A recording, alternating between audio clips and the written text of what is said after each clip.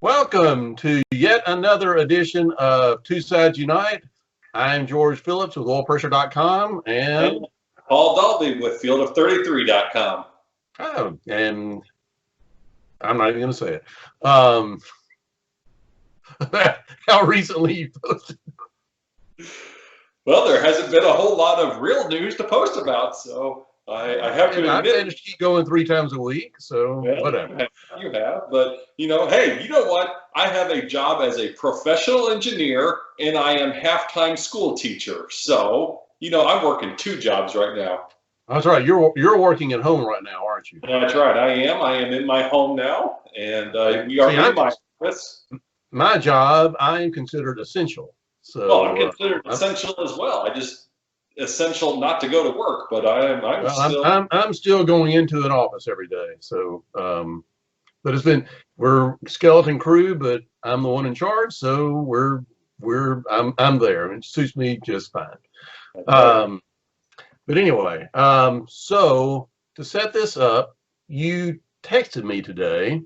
I did. And this was your idea. I think it was a good idea, but you texted me today out of the blue and just said, why don't we do one of our Two Sites Unite on just some random Indianapolis 500s and just kind of talk off the cuff, because that's what we do anyway. We don't have any script or outline or anything. We just talk off the cuff. So in a quick phone conversation, we did come up with a year, and I think it's the year has significance for both of us in different ways. But so you and I are just going to discuss our own personal memories, this time of the 1991 Indianapolis 500. Yes. And I've teed you up like a golf ball, and now you swing away. Well, it kind of started the sporting. I was up at, I don't know, some stupid hour this morning, like at 6 o'clock in the morning, feeding my cat, and was scrolling through Facebook, and something came up with time trials from the 1991 Indianapolis 500. And 6 o'clock in the morning, nothing else to do. I clicked on the link, and that led to a post on Twitter this morning about, in the first 12 and a half minutes of that broadcast from 1991, there were just so many things that shouted glory period of Indianapolis 500. And the folks that, I guess we'll kind of jump right in, and George and I were talking before, we haven't gone to Wikipedia all day to research 91. So all of this is off the cuff. All this is from memory. It's our personal memory. But if we miss a detail here and there, please don't crucify us. And I haven't even seen the video that you said you posted. Yeah, it was the ABC broadcast of Pole Day from 1991.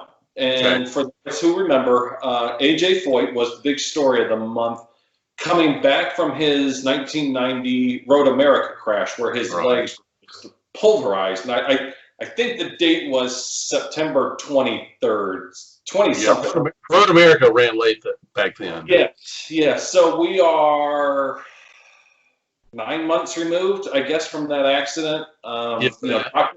Doctors had said AJ could never walk again. They didn't know if his feet would be repaired. He went through hell and back to get ready for Indianapolis. And as luck would have it, somehow, maybe suspiciously, but somehow, AJ drew qualifying spot number 1.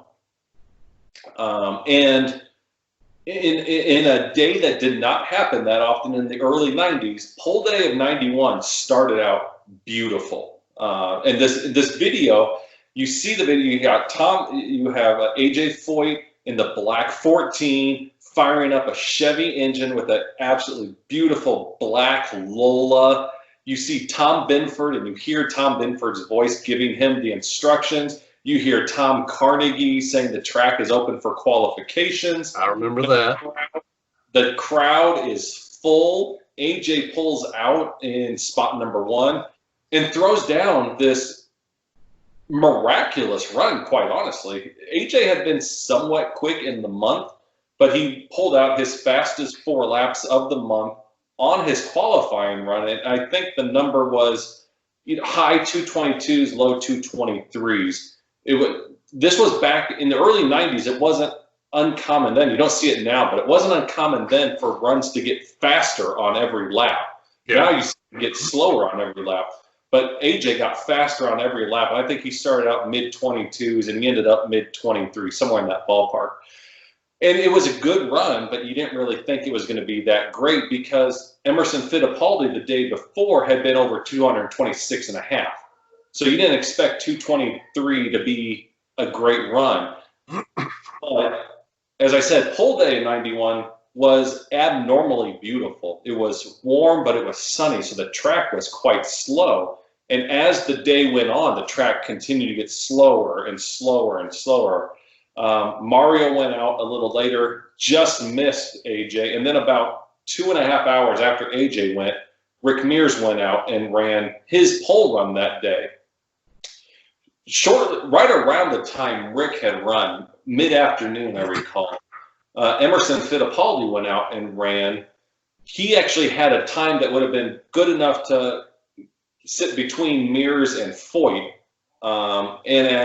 As what happened several years later to end up biting Fittipaldi again, he waved off that run in 91 in the mid-afternoon. I want to say it was maybe like 2:30, 3 o'clock-ish, maybe a little earlier than that.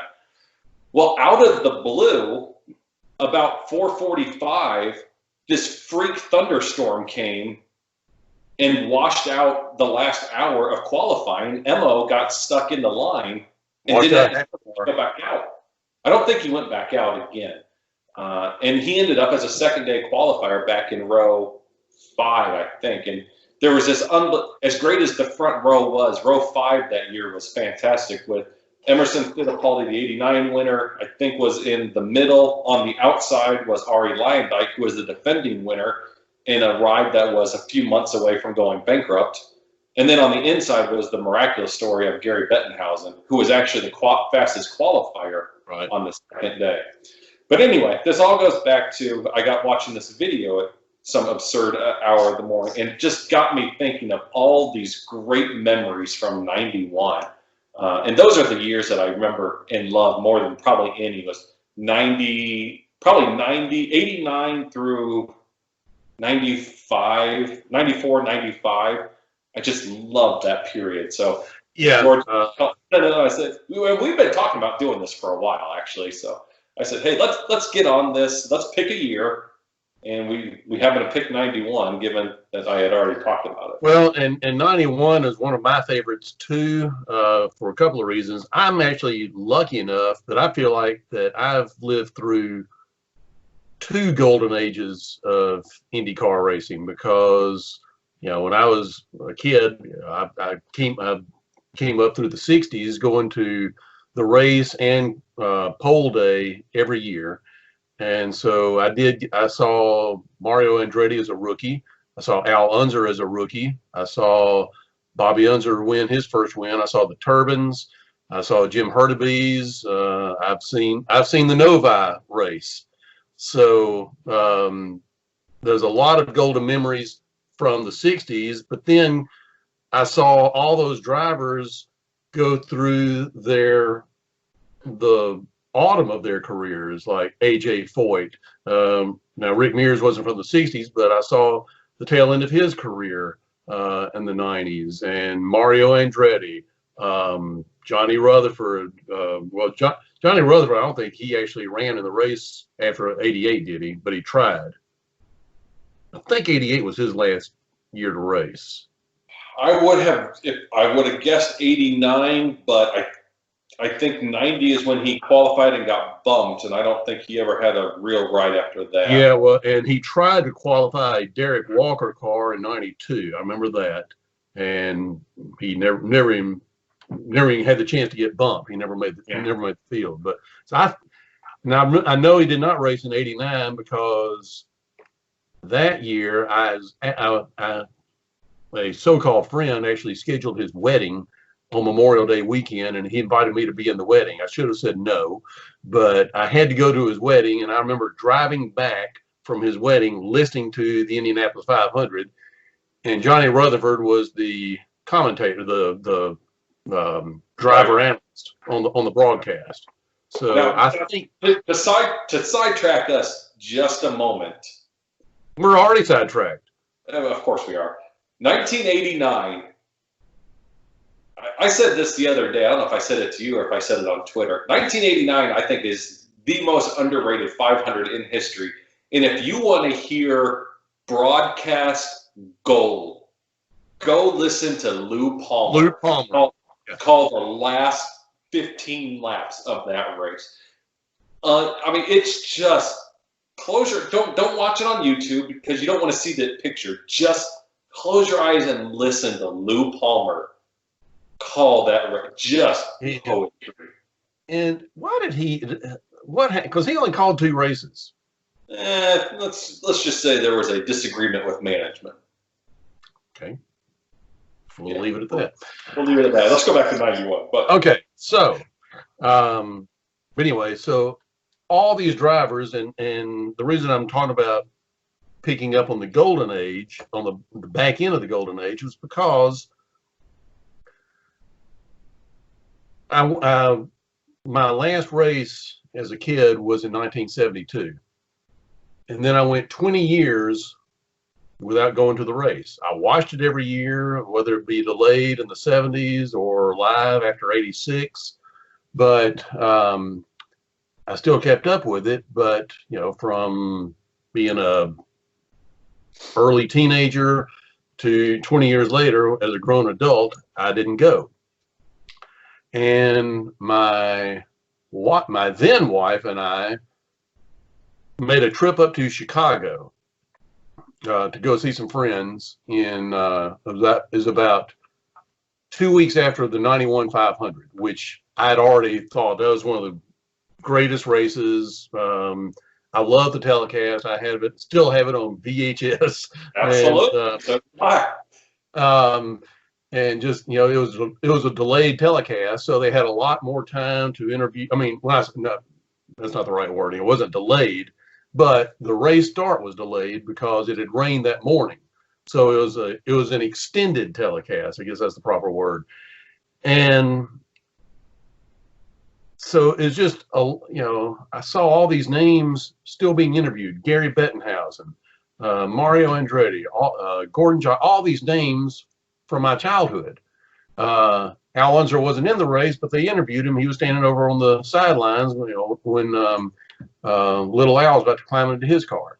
So that race really, really got my juices flowing, for lack of a better term. So 2 weeks later, 91 race. Do what?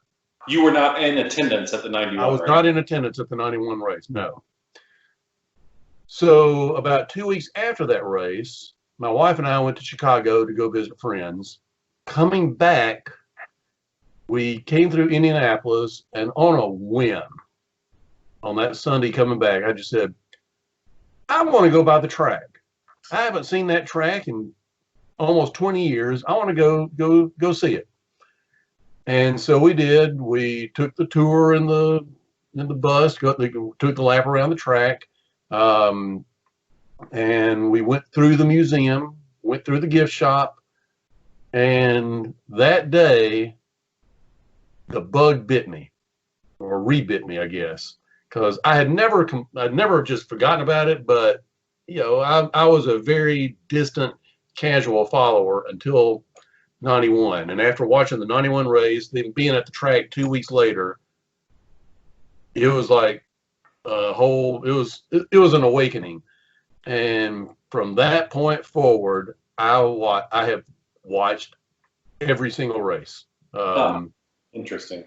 I think, and I do remember watching Long Beach before the 91 race, but I know I did not watch Phoenix. And I remember having to look, I said, I wonder who won Phoenix. And I saw it was Arie Luyendyk won Phoenix that year.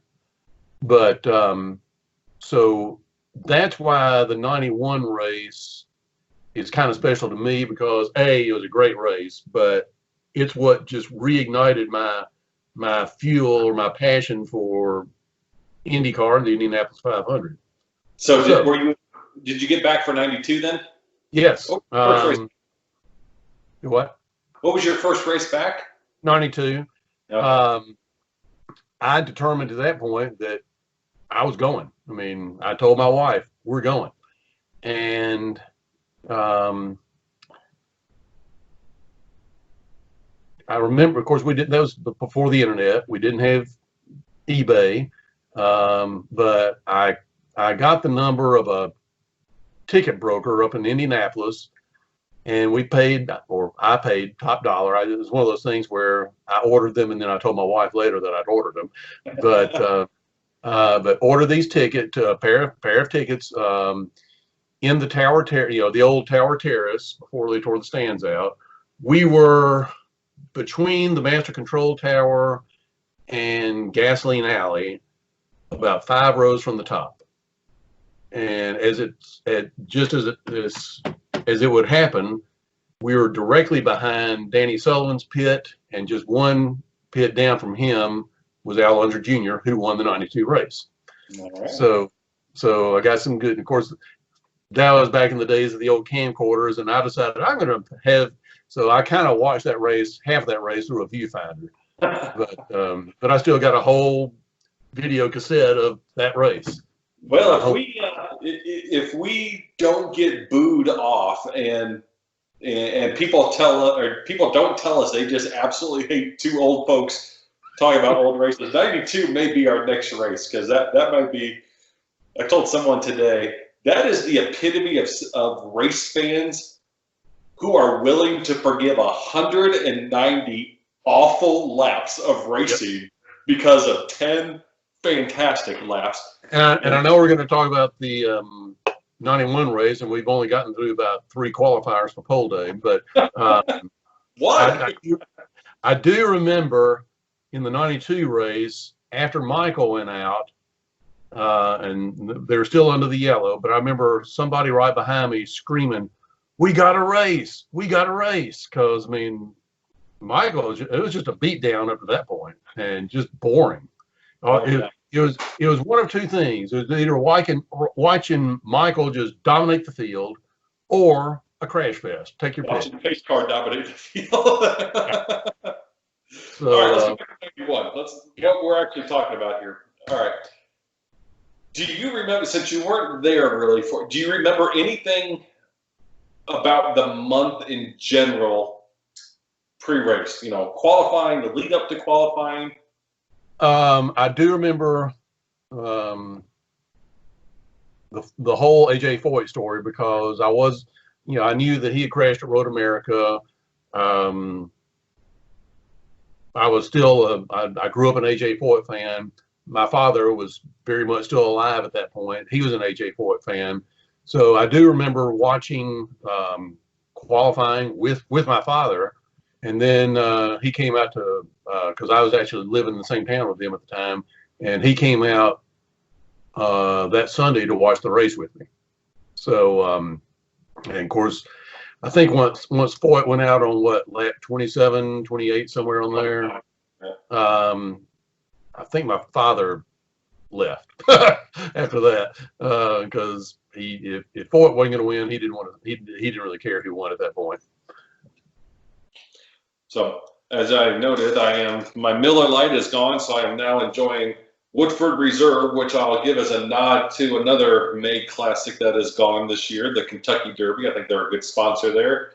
In my 1966 Indianapolis Motor Speedway tumbler here.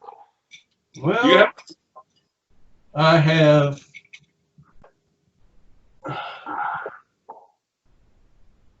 I can't look. Huh? You need me to hold that for you? Huh? I said, you need me to hold that for you? I was trying to read. My eyes aren't so good. This was 1964. And then this one, what is that? This one is 1975. I think I've got a 75 as well. So I need to different styles. I need to scour eBay and get some new ones. Okay, 91. What I remember but I do have to say that I'm taking it easy tonight. Aren't you responsible? Aren't you responsible? Yeah, I'll be the designated driver. So 91, I was in 5th grade. Not to make you feel old, I was in 5th grade. And at that time, My 91. dad, I was 33 years old. well, I was 11.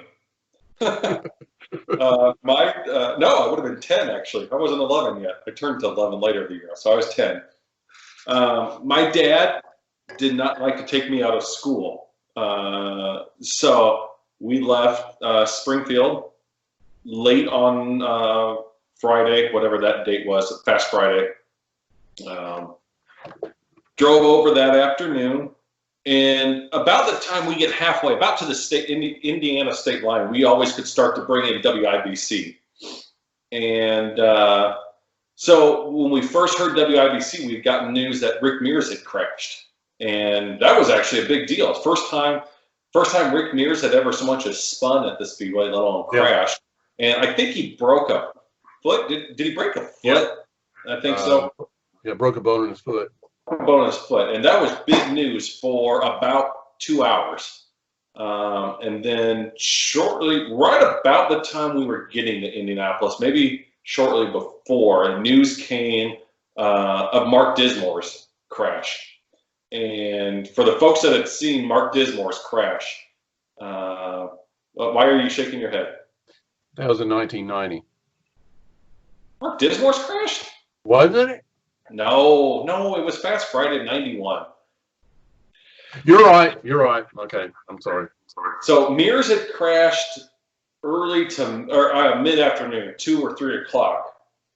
Actually, it may have been like 1:30, 2 o'clock. Mears had just rolled out the backup car. In fact, I don't even know if he had taken a lap at speed. He may have. He brought it in. I think almost as he was bringing the car in is when Mark Dismore had his just hellacious crash. And actually in that video I posted this morning, there were some shots that I hadn't seen for a while. I forgot that he had actually punched a hole in the concrete wall down there on the inside of turn 4. He hit so hard. So the fact that he even survived that was amazing. But that news of Mark Dismore's crash really kind of took the news off of Rick Mears. We talked about AJ Foyt earlier. He was not really that much of a contender leading up to pole day. As much of a story as he wasn't really that fast during the week. Mears had been fast. Fittipaldi was fast, as he always was. Mario was fast. Rick was fast before his crash, and even in his backup car, he posted some good speed. Kevin Cogan and Gary Bettenhausen, both with the Buick power for Menard, were both really quick. Maybe you remember, was Jim Crawford with Kenny Bernstein in 91? I think he was. I think he was the only Kenny Bernstein car driver that year. Okay. And then Roberto joined the team, I think, in 92. Yes, I don't remember Crawford being a big story and being particularly fast with Bernstein in 91, but Kogan and Bettenhausen from Menard certainly were, and we talked about Bettenhausen being the fastest qualifier, actually, in a heartbreaking story on race day.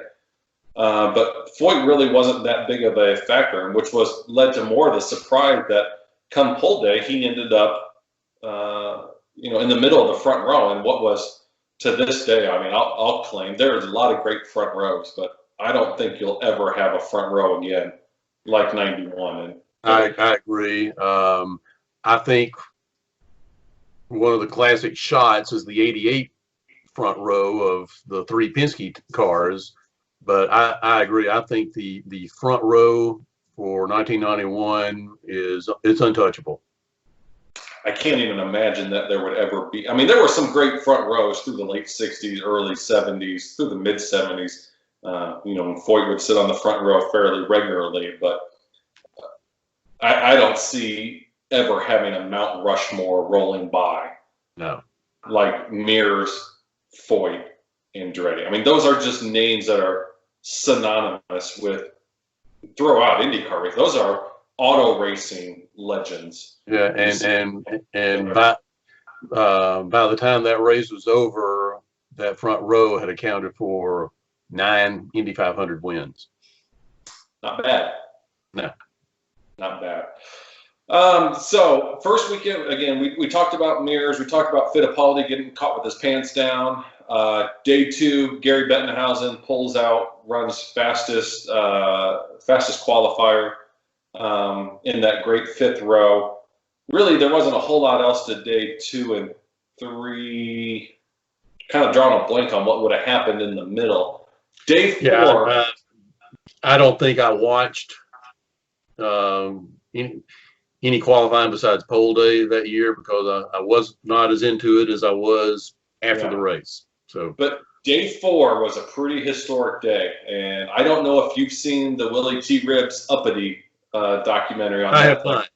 I have not. I'd recommend it. I watched it on a flight home from. Hell, I don't even know where I was coming home from, but I remember watching it on a flight home, and it was way better than I thought I was going to enjoy it. I really enjoyed it, but it kind of crescendos and leads all the way from Willie's career up to that day of when Willie T. Ribbs qualified on bump day of 91 in a ride that, I mean, that car should not have qualified. I think they blew 3 engines and they were on their 4th, or they had blown 2 and they were on their 3rd. But whatever it was, they had blown engine after engine. They didn't have the speed. Derek Walker on a shoestring got funding, or he'd gotten support from Bill Cosby, and the theory was that Cosby's name was going to bring in funding. The funding never came. It did end up with McDonald's sponsorship, didn't it? It did. By race day, I think it finally did. But basically, I think the gist of the story was Ribbs and Walker had gone through, I thought it was 3 engines, but it may be 2. They'd gone through a bunch of engines, and Buick either wasn't going to give them another engine, or they couldn't afford the other engine, whatever it was. There was a spare engine in someone's car, and I forget now whose car it was. Somebody will correct us, I'm sure. If they listen at this point. If they're still listening, right. Somehow a deal was worked out very, very late to pull that engine, put it in Ribbs' car. But I think Ribbs was still like 2 miles an hour short of whatever speed they needed. I think they needed 217, and he was like the high 14s. And somehow he pulled off this run. And there's the great video of him coming down pit road after the run. He's got the buckles off. He's got both arms up in the air, high-fiving anyone he can reach. A great, obviously, historic moment for African-American qualifier, but throw that out the window. I mean, just seeing anyone want it that bad, and the emotion of being able to pull 2.5 miles an hour out of nowhere was really fantastic. Yeah, unfortunately, it didn't translate to much success in the race. I forget where he finished, but it was, like a lot of these great stories in qualifying do, they kind of fade away quickly in the race. It goes back to what some of the old curmudgeons like you and me talk about, in that, I don't care really if you have a shot to win the race. Qualifying, making the race, going through bumping, putting everything you have, physically, financially, emotionally, mentally, putting that all on the very edge just to qualify. And there were 2 stories. I know we're sidetracking, but that's what we do. There were 2 stories just last year, not because neither one of them were rookies. Well, actually, there were 3, and one was a rookie. But 3 people qualified for last year's race that really had no business qualifying for the race. Pippa Mann, Ben Hanley, and Kyle Kaiser. Kyle Kaiser, that may have been one of the best qualifying stories since Willie T. Ribbs. Yeah, just considering who he bumped. And how they ended up getting there. Yeah. Because I mean that car was just, he had crashed it earlier in the week, and they were thrashing qualifying morning, I think, weren't they? That Saturday morning, still thrashing that car together, or did he crash Saturday again? I know he crashed during the week and tore the car up, but I wanted to say Kaiser crashed that car again on Saturday morning. You're going into, the recent years I'm not real good on. You sound like Donald Davidson. I don't remember that about. We'll look it up. Yeah, we're gonna have to look that one up. You may be right. But we'll just for our own, proving somebody wrong. But anyway, so yeah, seems like every year in the 90s seems like because there were so many cars entered, and the odds favored some big name driver not making it and a no name driver making each race, and that kind of happened. And Willie T was that driver that year. Yeah, absolutely. All right, we better move on to the race before we lose. Because we're already half an hour into this. Yeah, before we lose the last 5 people that are watching this, we probably better get on to the race. So race day, kind of an ugly day. As you mentioned, it was delayed. I think it was delayed about 90 minutes. Something like that. Yeah. Maybe it was 30 minutes. Maybe it was 90 minutes. I don't know what it was. I think it was 90 minutes, I think. Okay. Let's see. Start of the race, Gary Bettenhausen almost loses it on the first turn after his great qualifying. Buddy Lazier loses control, goes nose first into the wall. It doesn't look like big damage, but it takes him out of the race. So he ruined his hydraulics and his brakes. Yep. So the future winner didn't quite make it through the first turn of his first race. Right. And what's ironic about the situation you just described was prior to the start of the race, they interviewed Gary Bettenhausen, and he was talking about how that experienced row 5 back there where he was starting said, well, the only problem is you're afraid that somebody might do something careless at the start. Right. He's the one that did it.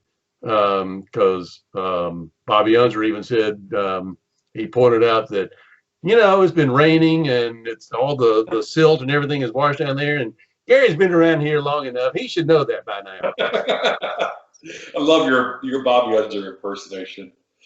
So race gets going, fairly uneventful until we have. So you have the opening accident. I don't know if there was another yellow or not until you get to the lap 25 crash that takes out Roberto Guerrero, Kevin Kogan get in this crash. It doesn't look like it should have been that bad of a crash. I mean, it was a fairly 2 cars come together. They end up in turn 1. And yet somehow Kogan ends up sidelined for an entire year with, did he have a broken leg and then got an infection? He had a broken leg. Actually, I have seen, it's not from the ABC broadcast, but I have seen another angle of that crash on YouTube. Yep. From that angle, Kogan hit very hard. Did he? Okay.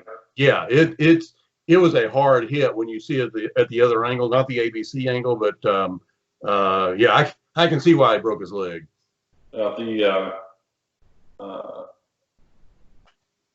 You look back now with the safer barrier, and anytime I watch a crash now without a safer barrier, I think, that had to hurt. But yeah, I mean, whatever odd angle he hit at, I mean, in the end, Guerrero pretty much walked away unscathed, but Kogan was out of racing. I think, did he even run a 92? No, he. He didn't run in any race, I don't think, until the 93 500. With Gallus, right. Trivia question, I believe Kevin Kogan is still the highest in that 93 race. I believe Kevin Kogan is still the highest starting position as the slowest qualifier in the field. I I do remember that question, and I think you were correct on that. I want to. Did he start? I can't even remember where he started now, but somebody will look it up and find that out. But Kogan and I remember he was car number 11. I remember that. Conseco. Conseco sponsorship, yeah. So the Guerrero and Kogan, probably not too many people lost sleep about them falling out of the race. Not that I dislike either of them.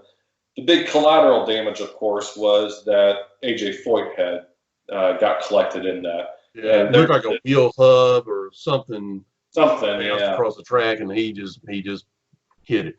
Couldn't move. And then there's the great video from ABC of him just slowly crawling around the track, waving to the fans. Yeah, with one wheel not even touching the ground.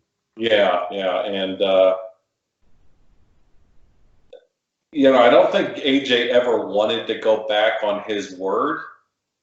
But I think you could tell between his race day interviews, and then if you go back to that YouTube video that we talked about earlier from Pole Day when he was interviewed by Jack Arute, which is a great interview.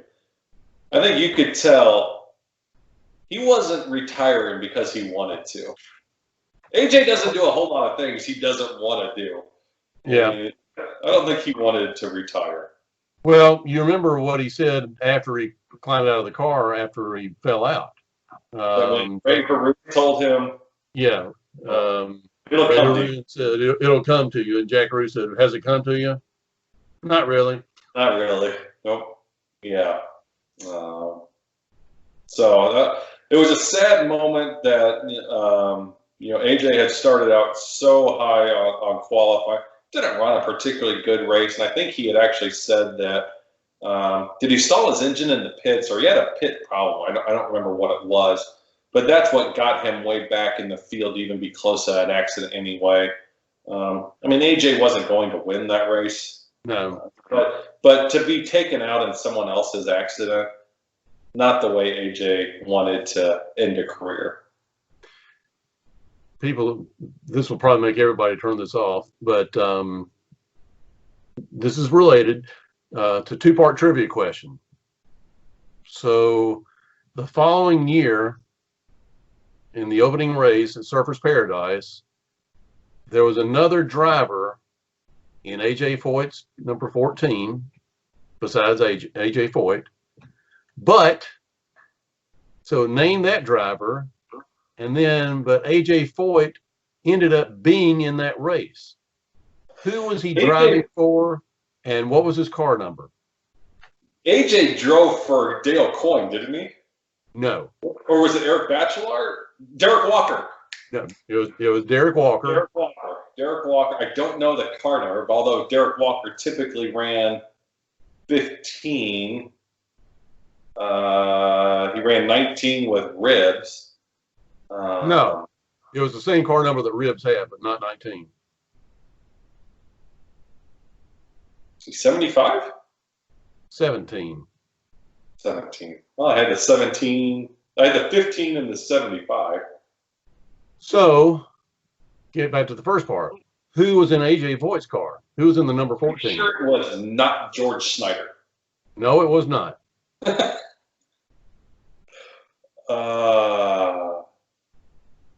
In 91 at Surfers? No, 92 at Surfers. Oh, 92. You got me stumped on that one. That household name of Gregor Foytek. I was going to say core user, but.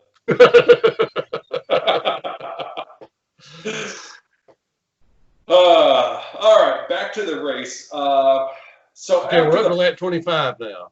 Lap 25. As I recall, Michael Andretti kind of took the point for quite a while at that point, didn't he?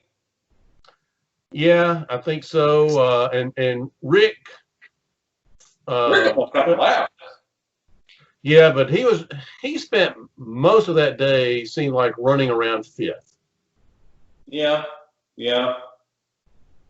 I don't think he got lapped, but he was close to being lapped at one point. Right. And I remember Sam Posey saying that Rick must have a problem, and Bobby Unser corrected him as he was wanting to do. and said, "No, Sam, that's just Rick, just being Rick. He's going to let the race come to him." And sure enough, that's what happened. Sure did. So Michael ran well for the first half of the race, and then shortly after mid-race, the middle quarter of the race, Emerson Fittipaldi really started coming around, and he had a very strong car for a while.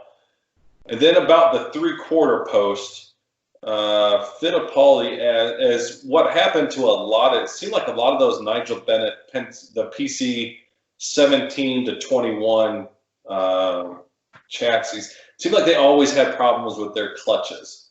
And this was another issue where somewhere around lap 150, it may have been 160, I don't know, somewhere in that ballpark. It was in there somewhere. Yeah, Fittipaldi, he was either leading or he was about to take the lead. Came in for, I think it would have been his next to last pit stop, as I recall. They knew he had a clutch problem, and there's fantastic audio of his pit stop. If you go back and watch the 91 broadcast, there's fantastic audio, and you can hear him revving, and that turbo is just screaming, waiting. Without a clutch, he has it revved up and then just pounds the gear lever, and you could just hear the gearbox just blow. Yeah, just yeah. You just hear the gear. It sounded like an old school bus when my bus driver couldn't quite get it. And I remember Bobby Unser then, he blamed it on Memo being so strong, and he just broke it. Yeah, just broke it. And, he tried to go out, limped slowly around, and never got up to speed. Yeah. And on the stop before that, though, when the clutch was already going, it was like watching them pushing old Roadster out. I mean, the whole team was pushing that car out, getting it up to speed, and he finally got it going that time. But then the pit stop you're talking about, it just broke it. I drove a 5-speed for about 7 years. You still drive a manual, and you know that, if you getting it going from a stop without a clutch is about impossible. I mean, if you're rolling downhill, you can get it slided in gear and let it take off. But going from second to third gear, third to fourth to fifth, you can do that without a clutch. You can play around with your throttle and get that in there. Yeah. But to get you've got a Honda Civic. I mean, if you're going downhill trying to get that into first gear, it's a very delicate procedure. Yep. You've got and you're probably running at 600-800 RPM. You've got a Chevy V8 Indy screaming at 10,000-12,000 RPM. You've got 3 guys pushing your car to try to get speed. It's almost impossible to get those gears lined up just right in. As Bobby Unser described it, it's like 2 dogs, and you got to get them mated, and he didn't do it. Do it. And if his clutch would have lasted, I don't think Rick is a 4-time winner. I think Mo wins that race hands down. Weren't the Penske's at that time the only cars that had the longitudinal gearbox? The PC-17, when it came out in 88, was for sure. I don't know if Lola, after Bruce Ashmore took over the Lola design for 1990, I don't know if they went to the transverse gearbox or not. It wasn't long afterwards. I was thinking it's probably around 93. It may be. A lot of changes came in 93. Yeah. But, okay, so we're up to lap 160. So Mo is for sure, Now, where in here did, because this was a key moment in the race, when did Taro Pomeroy engine let go? Ooh. I feel like you just got 8 bonus points for bringing Taro Pomeroy. If you can mention Taro Pomeroy, and I'm so disappointed you didn't put Philippe Gash in your one-hit wonder. He was 92. I know he was 92, but Philippe Gash is, Okay, here's since we're talking about obscure drivers in '91, besides Terrell Pomeroy, who was AJ Foyt's teammate, or who was in the second AJ Foyt car? You asked me this before. In '91. Bernard Jourdain. Bingo. Junior. In the number 48. um, No. You just messed it up. Not what? Junior. It was Michel Jourdain Jr., but it's Bernard Jourdain. All right, you're right. So yes, I still claim to this day though that if Fittipaldi's clutch hadn't gone out, he would have won that race. He was in position. Mears would not have caught him. If. How many Indy 500 ifs are there? Michael, be it his engine, his setup, whatever, did not get the fuel that Rick had. Michael pitted somewhere around lap 165-ish, and I don't know now exactly when that was, but it was just far enough out that it was unlikely Michael was going to be able to make it to the end on fuel. Ammo falls out, yellow flag comes out, green flag comes out. Michael runs away from Rick. In fact, I don't even think Rick was even remotely close. This was Michael running away again like he had done earlier in the race, like he was going to do in '92. He was running away, but Newman Haas knew he probably didn't have the fuel to finish. So I don't know if they were just going to let him run out as fast as he could and try to get enough of a lead to where he could get a splash and go and still beat Rick out. It all went out the window about lap 180. Danny Sullivan, I think if you look at the official record, I think they'll say his turbocharger blew, but it's kind of like when Robbie Gordon said his engine blew because the electronics went bad because a piston went through the gearbox or the electronics box. Danny Sullivan had an engine let go or a turbo let go on the front straight. And to this day, whatever we are, 29 years later, I can still smell the oil from that turbocharger expiring down the front straight. I have never seen a plume of smoke from an engine expiring like Danny Sullivan's. Yeah, I remember seeing that on television. Right? That was a Chevrolet? No, it was an Alfa Romeo. That was the Alfa. Yes. The Miller Genuine Draft Patrick Alpha. And I mean, Roberto was a teammate. Yes. The MGD light car. Oh God, that was an ugly car. Yeah. So from my seat in the tower terrace, I could not see the C stand on the other side of the front straightaway from us. It was just thick. And I know that smell because the next year, and based on where you were sitting, you probably remember this too. It was not near as spectacular as Sullivan's, but the next year, Scott Brayton's car blew up. Yep. And he was running a Buick that year. And even though he was driving for Dick Simon, he had a Buick for Indianapolis. But that car blew up. And wait. Oh, yes. Okay, never mind. Yeah. I had you confused. Never mind. You're right. Okay. I like hearing you say that. But he was able to pull it into the pits, but it was just not as quite as spectacular a plume. It's still a big plume. And the way the wind was blowing from north to south, all that smoke hit us. And I know the exact smell you're talking about. Ugh, just gross. Yeah. Just gross.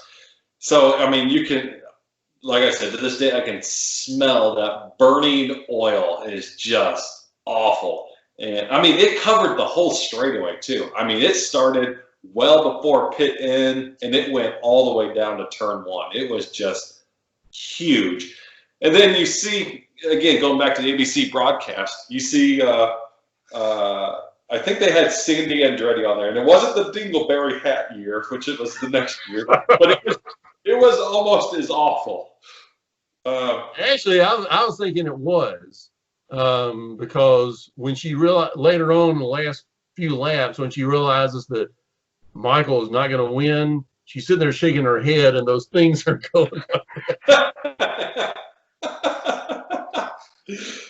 But what I remember, though, is even more so than Danny's blowing his engine, is if you watch the watch the ABC broadcast, and they call Michael in right at the last minute to come get his fuel that he desperately needed. It's the last time, in fact, it may be the last time you ever saw anybody at Indianapolis pit without a speed limit on pit lane. And if he wasn't doing 200 plus miles an hour down pit lane, I'd be shocked. And to go back and look at it now, it's like, oh my gosh, what were these guys thinking? I know, and I think I told you a couple of weeks ago, I watched in fact, it was 1991, but I watched the Nazareth race from 1991, and same thing. I mean, they were zooming down that, and that was a short pit lane. Yeah. But of course, they were rounding that curve on the pit entrance, and then just flying down the pit. And we didn't think anything about it at the time, but to see it now, these guys were nuts. You know, we didn't have speed limits on pit road. We didn't have this pack-up rule where everyone had to come in at once. No, it was yellow flag flew. If you were coming out of turn 4, you dove in. That thing to luck as hard as you could. Yeah. And not to get off on this tangent, but it kind of makes you think, okay, because there was something else I watched not long ago before something had been put into place. You're thinking, oh my God, it looks so weird. I'm wondering if 10 years from now we'll wonder that about the arrow screen. Right. Okay, that was a festering turd. All right, so Michael comes in at 200 miles an hour. Sandy's dingleberries flutter back and forth. Michael. Well, somewhere in there is when Mario just stops his car in the middle of pit lane and says, "Do we need a yellow?" No, that's later. We'll get to that in a minute. We'll get there. Just hang on. So Michael pits. In doing so, he gives up the lead to Rick, which Rick has, like you said, he's been running fifth-ish most of the day. Yeah. Never really in contention, but never out to lunch either. But Rick gets past him as Michael's pitting for his final stop, sets up this great restart on lap, I think it's 185. Now, I will claim that what happens on this restart has been so blown out of proportion and considered this ultimate legendary shootout that has been unrivaled in the history of racing. I don't know what you're talking about. You know exactly what I'm talking about. Come back to green. I think it's 185, 186, somewhere in that ballpark. Back then, of course, we didn't pull lap cars out of the way. So I think Rick and Michael, Rick is leading, Michael's second. They're coming back as the second. I think they're the third and fourth cars in line. I may be wrong. I know John Andretti's in there somewhere. John Andretti was directly in front of Rick Mears, which is ironic that John Andretti's in front of Mears driving the Pennzoil car that Mears had driven the last 8 years or whatever. But whatever. Somehow Rick gets bogged down behind John Andretti. John didn't do something stupid because his cousin was back there. Rick just didn't get past him correctly. They come down to turn 1. Michael makes up this great pass on the outside of Rick. I don't know if Rick's caught with his pants down. He didn't really think Michael was going to go there. Whatever it is. Rick finally wakes up, catches him down the back straight, runs behind him, goes down. Front straight, he passes Michael back on the outside the next lap later. That's it. That's it. It's 5 corners. This epic shootout. And I've even heard Rick talk about it. And, you know, Lord knows I'm not going to, argue with Rick to his face. But I've heard Rick talk about how 91 was probably his favorite win because of the shootout with Michael at the end. All right, well, so we're 14 laps away. It lasts 5 corners out of 800. 5 corners. We got one guy going past. We got the other guy going past. From that point on, the race is essentially over. Good passes, I'm not going to lie, but it's not epic as in they're the greatest moments in 500 history. And they sure as hell don't justify Robin Miller's claim that we have to bring back the apron because Rick Mears made an outside pass 29 years ago. Rebuttal. Okay. I think the reason why that is so quote unquote legendary is because, as you just said a few minutes ago, Rick had been not in contention most of the day. He was running fifth-ish, as you could say it. Yeah. And so, he got bogged down behind John Andretti. Michael passes him, and on the outside, and everybody assumes that's it because Michael has been up front all day. Rick's been running behind all day. It was nice for Rick while it lasted, but no, it's Michael's day. And out of nowhere, suddenly Rick comes back and does the exact same thing in the exact same spot on the exact next lap. Okay. And so, and you're right, that was it. There were no, but then everybody at that point is still thinking, okay, Michael's going to come back and pass him again because Michael has the fastest car. Well, and it didn't happen. And even Michael, that day after the race and 20 years later, Michael in an interview is still saying, I don't know where he got all that speed. Yeah, but it's not like it didn't happen. Like Scott Goodyear didn't quite pass Little Al. Rick ran away. I think the final margin of victory was was it 3.5 or 5 seconds? I mean, it wasn't like Michael was on his rear wing the whole time. But keep in mind, this was still in the era where, and if I'm not mistaken, they were the only two cars on the lead lap. Ari Leyendyk finished third. I think you're right. I don't think Leyendyk ever got back. He had a broken spark plug issue earlier in the race and got down like 2 laps. I think he got 1 lap back. But I think you're right. I think Michael and Rick were the only two on the lead lap. And that's what is common. So, and you say, I'll take your word for it if it was on lap 185, 186, whatever. But to have late race passes that for the lead that late in the race at that time was an oddity. And it's probably grown some legs over the years, but it was, I think, because for the most part, unless you're an Andretti, it was a very popular win with most fans. Rick was very popular. Everybody was glad to, when Al Unser became the second 4-time winner, obviously that was not AJ's turf anymore. So now all of a sudden we've got a third 4-time winner, and couldn't happen to a better guy, Rick Mears. And so I think that was a very popular win. To me, I loved it. I mean, because getting back to my 60s, I was a Foyt guy, and that meant I was not an Andretti guy. And so even though I've got a ton of respect for the family and what they still do for racing, and I appreciate them now, but in that race, I was wanting Rick Mears to beat Michael, and Rick Mears beat Michael. And I think when I say that race just captivated me, that those 2 laps were really part of what captivated me.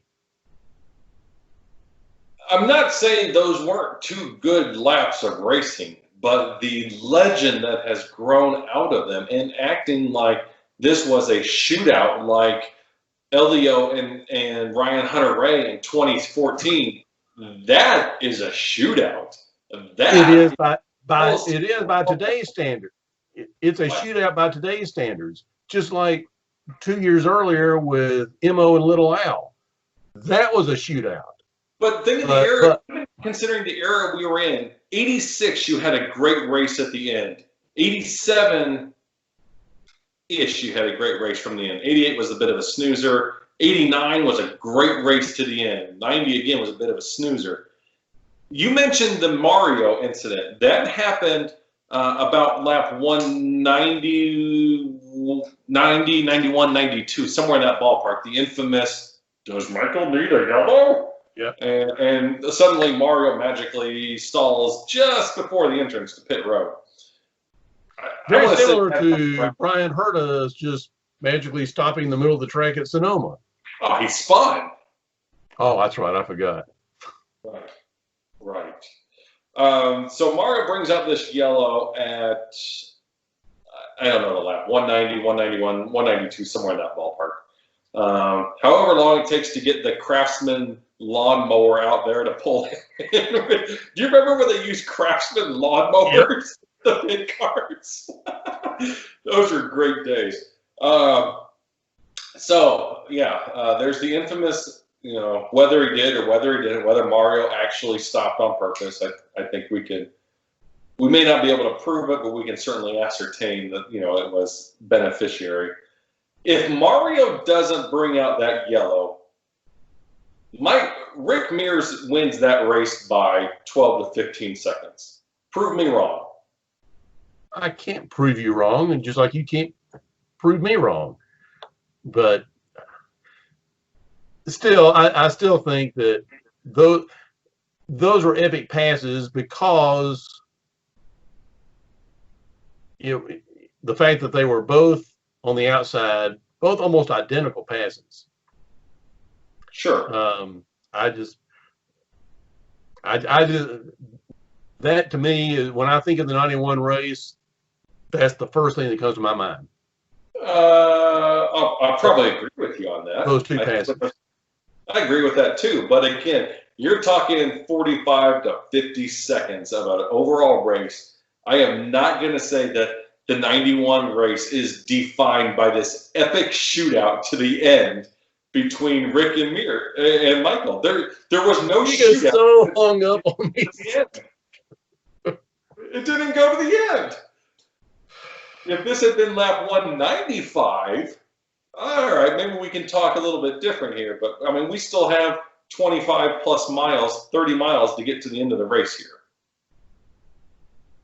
Yeah. I mean, Rick had him covered there at the end. I just think it's because Rick hadn't done anything all day until that point. That's how Rick ran. That was what made Rick so great. Rick knew that leading at lap 50 or 100 or 150 didn't put your face on the board warmer. Rick never showed what he really had, and I don't know that Rick ever knew exactly what he had until the time came when he had to show it. Yeah. Who knows? Maybe that car was that good at lap 50. But as you said, it was a different era. And you want to see how different it is, go back and watch some races at Michigan. And you see how fragile those cars were and how tough it was for those cars at that era to even go 500 miles. Indianapolis was never quite as tough as Michigan. But you still had to make your car finish 500 miles. Now, Rick had it a little easier having a Penske chassis with a Chevrolet engine. It wasn't like he was in an untested Lola with a Buick engine back there. But I think Rick probably, if anyone could have done it, Rick would have made that Buick engine last. True. But by that point, not everybody, but most, it wasn't like 88. I mean, at that point, most of the good teams had a Chevy engine by then. I mean, Penske obviously, Ganassi. Of course, Ganassi then was not Ganassi of later in the decade, but Ganassi had the Chevy. Newman Haas. Newman Haas had the Chevy. Gallus Craco had the Chevy. Right. I mean, those were teams then. What? Those were your teams. I mean, Granatelli with Ari Leindeck had it at that point as well. Yeah. But you had to have the Chevy engine to be anything. Yeah, but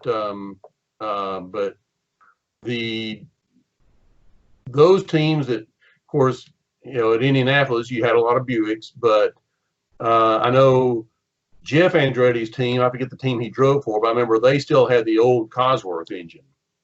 Is that the Texaco car or the Haviland car? Yeah, Texaco. I remember it was number 86. 86, yeah. But that was the old Cosworth, but I do not remember who he drove for. Jim Hayhoe, was he around in 91, or was Vassar a full-time driver in 91 with Hayhoe? Because I think they had a Chevy engine. Ooh. How would Jimmy Hayhoe have gotten a Chevy engine? I don't know if 91 or 92 was Vassar's rookie year with Hayhoe.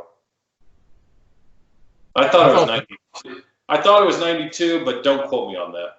I think you're right. I think 92 is when he drove that yellow and black Codalux car. I thought it was more of the Newman Haas scheme where it was white with black side pods and the yellow Codalux. Yeah, whatever.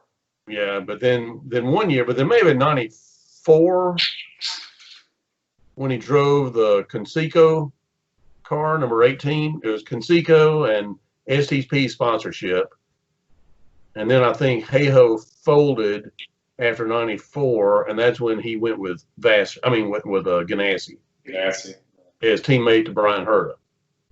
Now we're just showing off our trivia knowledge here. Not showing off, it's just common knowledge, isn't it? I mean, obviously, right.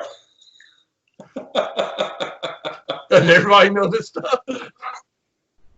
Sure, Susan did. Yeah, that's why she likes being a part of these conversations. She has made dinner, and I feel quite certain that it's sitting there stewing, and so is she probably. But I will never get that night that you and I we were at Dawson's, and we got into this in-depth conversation of the nuances between the 92 and the 93 Lola. Oh, those were so night and day different. They weren't even. There's not even nuances that connect those two. Well, I know, but then we also got into how in 92 there were actually 3 Lola chassis because they had a different chassis, or at least a different fittings for cowlings for each engine. Had one for the Ford, one for the Chevy, and one for the Buick. Chevy A. They didn't have a Chevy B engine. No, because Penske was the only team that had the Chevy B. Which, looking back over some races from the 92, I don't know that that 92 Penske Chevy B was quite as much of a dog as we remember it. We may have to revisit that again sometime. That's a different subject for another time, but I don't think it was quite as bad as we think it was. I do. All right. But then it was just weird. The next year, seems like everybody had the Chevy C.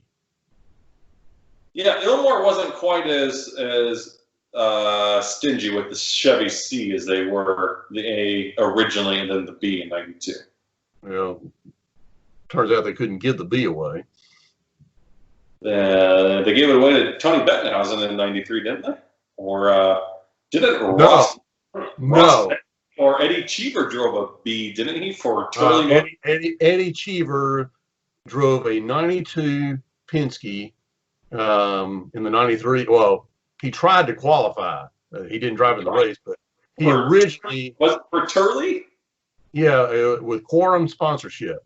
Is this the first time we have ever mentioned Quorum or Turley Motorsports on a Two Sites Unite? Most likely so. Right. But if we're going to mention Turley, we've got to mention Ted Prappas. The PIG. Let's see. But getting back to it, what engine did Ted Prappas have in 91? He probably had a Buick, I'm guessing. No, because they ran the whole season. Well, then he must have had a Cosworth. There's no way Ted Prappas in PIG with who was his car owner? Turley. Norm Turley, wasn't it? I remember the car being black and was it red or It was black and day glow. It looked very similar. I pointed this out last year. It looked very similar to the James Davison car, Bird car at Indianapolis this past year.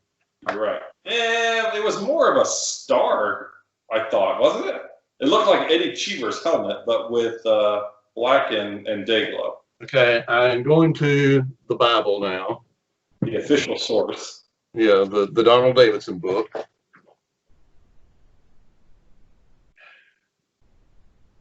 I mean, this thing has gone off the rails so much it doesn't really matter that I'm sitting here in silence looking up something. All right, well, I'll just describe the end of the race then. So Mario brings out a yellow around lap 190. Michael on the restart has no shot at Rick. Rick punches the throttle, runs away to the end of the race, and I think he wins by, George will correct me here shortly because it's in the score sheet. I want to say won by like 3.5 seconds, 3.8, somewhere in that ballpark. Goes on to become the third four-time winner to join A.J. Foyt and Allen's senior. As it turned out, it would be Rick's last victory. It would be the last competitive ride that Rick would have. That car itself was absolutely demolished. That car, which would, by the way, was the backup car starting the month, was demolished in '92 in a crash. There's that car. I thought I had heard once upon a time that was actually the car Paul Tracy had crashed at Michigan in '91. I don't think that's actually true. But if it is, that would be a... No, it's not true because that car was a 90 Penske. All right, well, there you go. All right, so what's the deal on Ted Prampus? So Ted Prampus did not qualify for Indianapolis in '91. Right. But when he qualified in '92, he was with a Chevy A. That's a different story. Everyone had a Chevy A in '92. They were giving them away. Philippe Gash had a Chevrolet engine. Oh, wait, no, that might not be right. Did he have a Buick driving for Dick Simon? I'm not sure. Can you still see me? Yeah, you're very bright now. Because I'm turning on. I'm cheating. I'm turning on the Wikipedia machine. Do you remember what Ted Prampus' sponsor was and what it stood for? It was PIG, which stood for Performance Investment Group. There you go. It did not reflect the quality of his car. Hold on. Let's see. What are you even looking up? Huh? What are you even looking up? I want to see what engine Ted Prampus had for the '91 season. Well, it doesn't matter if he didn't qualify. Oh! Did he have the Cosworth? We're just talking about the season. So we are both wrong. What do you think he drove in '91? He didn't have a Judd, did he? Yes, he did. Did he? I didn't know Judd had been around that long, or stayed around that long. All right. The Judd, which I think was the derivative of the Cosworth DFS, and then Lyondike and Rahal drove the DFX in '89. It was a short stroke. There were 3 Judds in the '91 season, and I know at least one of them made the race. Scott Pruitt ran a Judd with the True Sports engine, didn't he? Correct. Yeah. God, a dog driving a dog. And then Dominic Dobson. Driving for Tom Burns Racing had a Judd. And then come '93, he's driving a dog of a Galmer. Yep. Which I think also had a Chevy B in it, didn't it? I don't think. I think you're wrong. Look up the '93. You got the Wikipedia machine fired up there. See if Dominic Dobson drove a Galmer with a Chevy B in '93. You know, by the way, that nobody is watching this. It's just you and me. Well, we're going to wrap it up here now. We're, what, an hour into this? No, it's worse than that. We are an hour and 15 minutes into this. Yep, nobody's watching it anymore. Huh? Nobody's watching anymore. No, Person, I no. think should give an oil pressure polo shirt to somebody who submits that they actually watched all the way to the point where I said they should submit for an oil pressure shirt. More front wing shirt laying around. Maybe I'll send that to somebody. 1993, Dominic Dodson drove the Galmer, as we said, with a Chevy A. Would have sworn he had the B. Who had the B in '93? Eddie Cheever. We just said that. All right. Let's get back to it. Have we wrapped up '91 yet? What was the margin of victory in '91? Close the book now.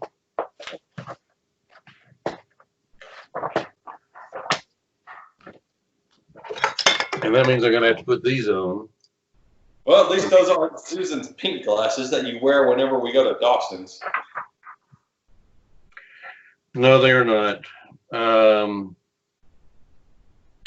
It doesn't say. Really? No.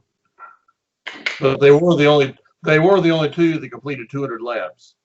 All right. Well, that settles that question.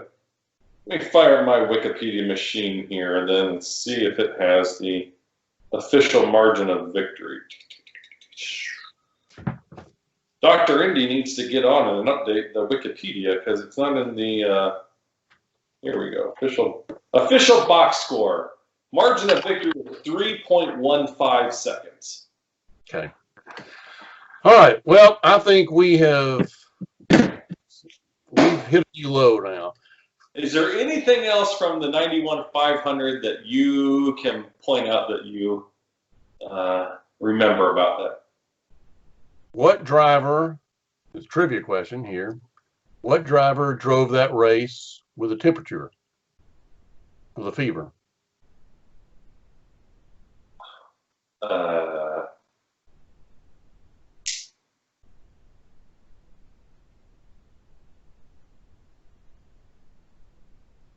Little loud? Nope. But I'll give you another hint. He finished in the top 10. Oh, good grief. Gosh, I don't know. Who finished? I can't even think of who finished fourth after Lyondike. All right, well, it wasn't him. We've already tried that one. Yeah, I know. So that's why I know it wasn't him. Ari, I don't think, was sick. Needed a haircut, but he wasn't sick. I liked Ari's long hair. Thank you very much. No, that didn't. That was not a good look. It looked like Michael Bolton, but in darker hair. Well, that's another reason why not to do it. Who would have driven that race sick? I don't know. Gordon Johncock, and he finished 6th. Yeah, wow. All right. Is that his last race? No, he raced in 92. He was in the 92 race. Yeah, for a little while. All right.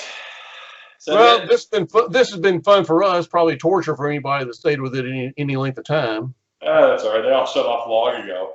But I would highly, highly recommend go back and watch the 91 race on YouTube. If nothing else, even if you hate the race, it was Paul Page at his best, in his prime. Are you talking? I don't know if I'd say his best. I don't know if I'd say his best, but I think his best, like Lou Palmer, 89 was Paul Page's best. Yeah, that was in his sweet spot window. Yep. 91, and that was that was Sam and Uncle Bobby at their best, sort of. Although they had a better confrontation the following year, 92. Which one? Well, that's actually where Sam, that's just not right. Sam, that's just not true. But they had really gotten into it in the 92 race over something, and then Bobby was actually talking about Little Al's car and talking about the Lola chassis, And then Sam pounced on that and says, well, Bobby, actually, your own nephew is driving the Galmer chassis. And he goes, well, Sam, I'm going to have to give it to you on that one. You're right. That's right. That's right. I should have known better. I've been doing this a long time. I should have known better. All right, we'll come up with another. If anyone's still watching this, we'll come up with another race to talk about, and maybe put something in the comments. Let us know what other race we should talk about. What if they say none? Probably so. Probably so. But as I mentioned before, I could talk about 91 and 92, probably longer than any other two. Don't say that. Why is that? They'll never come back. Right. That's right. Come back next time for George to discuss the Indy Motegi 175 iRacing event. Oh, dear God. No, but I actually will, if we do this again, one of the more recent races that at work the other day, somebody actually asked me, who knows a little bit about racing, he said, so what of the ones that you've attended, what were your favorite Indianapolis 500s? And one of the races that I immediately came up with was 2006. I'd agree with that. Even though, and at that time, my allegiance is reversed because I was actually pulling for Marco that day. Yeah.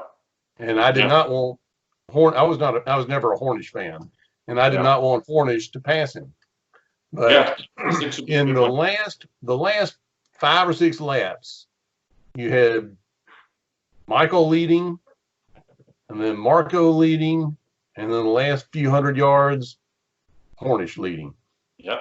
Herta was right there on the restart. Weldon was was still in the game. That was a race Weldon should have won, but yeah, 2005 and 2006 were great races that probably don't get the attention they deserve. 2005 has such a negative connotation because everyone's like, it's all Danica, blah, blah, blah, blah, blah. Yeah. It was actually a good race. It was a great race. 06 was a great race. I'll tell you another underrated race is 95. Because everybody always thinks about, Goodyear passed the pace car, but there were a lot of people in contention late in that race. Yeah. Yep. Scott Pruitt, Jill DeFerrin was running well. Yeah, there were a lot of great races. No, Jill DeFerrin was taking a Stan Fox crash. Yes. Jimmy Vassar. Mauricio Guzman. He was strong in the second half of that race. Okay. Vassar was strong, but Vassar hit the wall. Yeah. Pruitt had that spectacular crash coming out of turn 2. Yep. And where Pat Patrick famously said, well, I just hope something broke. Maybe we'll talk about that one sometime. So, but anyway. For the one person that's still left. Yeah, well, I'm going to go eat my dinner. My Woodford Reserve ended a while ago. So you drank your dinner. Well, Susan's making beef stroganoff, and I can smell it coming under the door. So better than Dawson's? Good. Huh? Is it better than Dawson's?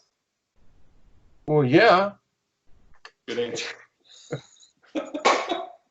All right, let's wrap it up. No, it's good. I like it. She does a good job of that. In fact, I just got a low battery sign, so we do have to wrap it up.